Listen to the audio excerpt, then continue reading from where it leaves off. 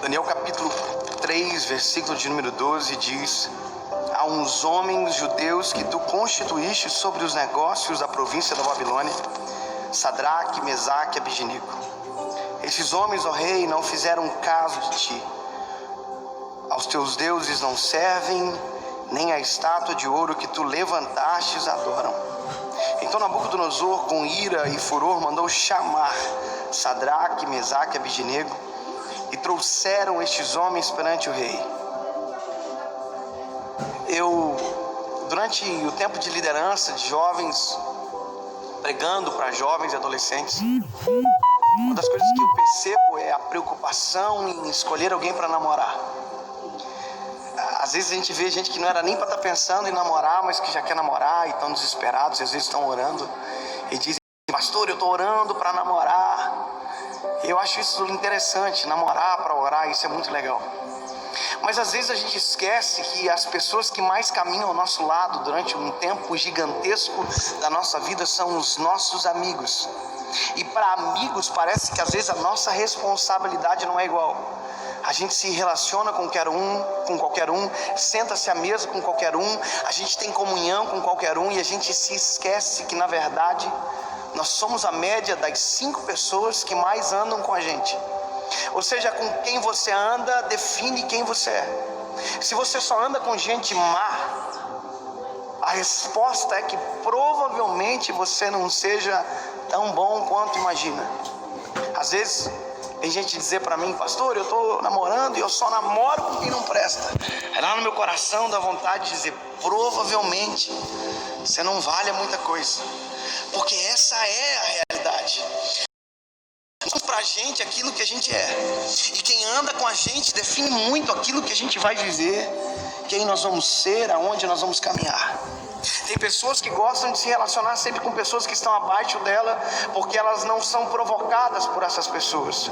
Assim como tem gente que sempre gosta de andar com pessoas que estão acima delas, porque essas pessoas provocam elas a melhorar, a caminhar mais longe. E esse texto ele mostra a realidade de uma amizade que persiste a uma tempestade gigantesca. Alguém diz que a tempestade prova os verdadeiros amigos, e é verdade. Mas tem uma coisa que também prova os verdadeiros amigos: a melhor circunstância da sua vida. Alguém disse uma vez: quer saber se a pessoa é seu amigo? Diga para ela que você comprou um carro novo, uma casa nova, que você casou e o seu filho está nascendo. Se ele sorrir, é seu amigo. Mas se ele olhar para você e dizer: nossa, você está sortudo, hein? O que você está fazendo? Desconfie. A amizade, ela define quem a gente é. E como nós estamos falando com base na palavra de Deus, quando eu olho para esses meninos eu me impressiono, porque os 3 estão juntos no início da história e os 3 estão juntos no final. Não é spoiler, porque você já conhece o final da história, mas os 3 meninos que bateram de frente com Nabucodonosor são os mesmos 3 meninos que não se prostam, são os mesmos 3 meninos que vão para a fornalha, e também são os mesmos 3 que saem da fornalha juntos. Eu me lembro que quando eu aceitei a Jesus, eu queria encontrar pessoas para caminhar. Me lembro que a primeira vez que eu fui na igreja, onde eu fui líder de jovens, após ter um encontro particular com Deus, eu me lembro que quando eu cheguei lá, um líder de jovens veio falar comigo. Eu vou falar o nome dele porque eu sei que ele não vai ficar triste, não vai ficar bravo. O nome dele é Felipe. E eu me lembro que quando o Felipe me encontrou, ele disse para mim: cara, vamos sentar com a gente lá na juventude, nós vamos cuidar de você. E eu e minha esposa, que na época ainda era namorada, sentamos com os jovens e a gente ficou tão feliz de estar ali. E eu comecei a prestar atenção no Felipe daqueles dias que seguiram. Eu fiquei prestando atenção como ele pregava, como ele liderava, e lá no meu coração eu dizia: eu quero ser igual ao Felipe. Porque são essas amizades que nos tornam melhores. São amizades que nos dão vontade de orar mais, de ser mais crente, de ser mais cheio do Espírito Santo, de ser mais honesto, de ser mais justo. E eu me lembro que eu observava o Felipe, e o Felipe tinha traços característicos que eu, sem saber, imitava. Eu me lembro que quando o Felipe pregava, ele sentia a presença de Deus, ele fazia com a mão assim, ó. E quando eu começava a sentir a presença de Deus, eu estava fazendo igual o Felipe. Quando eu sentia a presença de Deus, quando eu estava falando alguma coisa para os jovens, eu me lembro que eu fazia assim. O Felipe tinha um jeito especial de dar glória a Deus. Quando ele dava glória a Deus, ele fazia um suspense com a mão dele. O Felipe, quando dava glória a Deus, ele fazia assim, ó. Ele dava glória a Deus e fazia um suspense com a mão dele e levantava a mão. Quando eu comecei a dar glória a Deus, eu estava fazendo igual a ele. Eu dava glória a Deus. E eu repetia aquilo que ele fazia, porque ele me influenciava. O Felipe me ajudou a querer ser melhor. E esses hábitos, aquilo que ele fazia, esses trejeitos, na verdade era a mínima coisa que eu estava imitando dele, porque tinha algo maior acontecendo dentro de mim. Eu estava querendo ficar mais perto de Deus. E um dia ele disse para mim: David, eu tive um amigo na minha vida, o nome dele era Ninho, e Jesus levou ele. E ele era crente demais, e eu sou o que eu sou hoje porque eu tive um amigo igual ele. E eu dizia para ele: Felipe, você agora é o Ninho para mim, e talvez um dia eu vou ser o Ninho para você também, eu vou melhorar. A gente se esquece que quem anda com a gente define quem a gente é.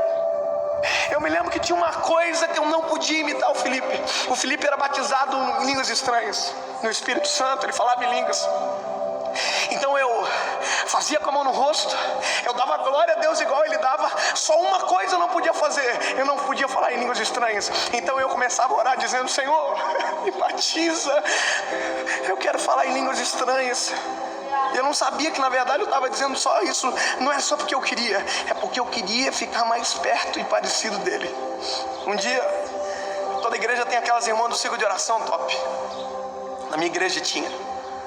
A irmãzinha do ciclo de oração puxou minha blusa e disse: vai pra frente, que o Espírito Santo vai batizar você. A minha vontade era sair do banco assim dizendo: ei, Felipe, fica ligado. E quando eu saí do banco e eu estava chegando na frente, o pastor que estava ministrando falou: ei, moço, não ora por você, ora sobre a vida desse rapaz, um grande amigo meu. E eu comecei a orar sobre a vida dele, mas dentro do meu coração dizia: Senhor, eu quero ser batizado também.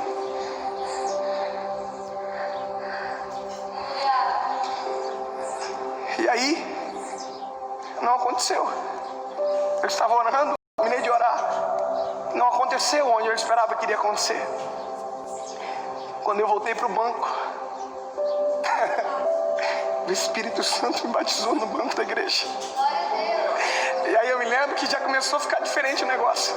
Aí agora eu dava glória a Deus, eu passava a mão no rosto e eu falava em línguas. E a minha vontade era correr até onde o Felipe estava e dizer: ei, agora eu estou parecido com você, a gente pode andar mais junto, eu estou ficando parecido com você. Começa a andar com gente que provoca você, começa a andar com gente que faz você ter mais vontade de orar, de se aproximar do eterno, de ser mais crente, mais cheio do Espírito Santo. Comece a andar com gente que não puxa você para baixo. Depois de ver um momento de intimidade com Deus, alguém que diz para você ir embora, se afastar, pare de andar com gente que só reclama, pare de andar com gente que não presta, e comece a andar com gente que te aproxima de Deus.